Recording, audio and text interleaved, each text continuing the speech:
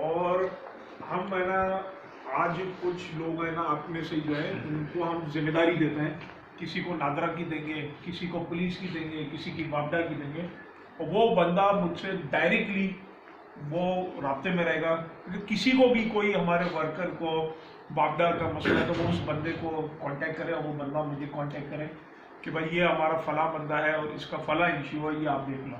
और वो फिर मेरा काम फॉलो अप करना, मैं फॉलो अप करूँगा, चाहे वजीर है चाहे वो जो भी इदारा है, उससे हम है ना फॉलो अप करेंगे। हमारे जो दूसरे एमपीएज हैं उनको वो फोकल पर्सन की है ना जिम्मेदारियाँ दे रहे हैं, वो आपके साथ हम खड़े हैं। जो पिछले दौर में हुआ उसको भूलें, आगे चलें।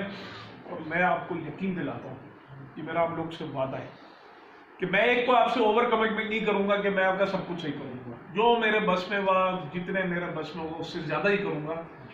लेकिन ये आज आप समझ लें कि हम सब एक फैमिली हैं और आपके साथ खड़ा हूँ, ये मेरा आपसे वादा है। चले आगे, चलो।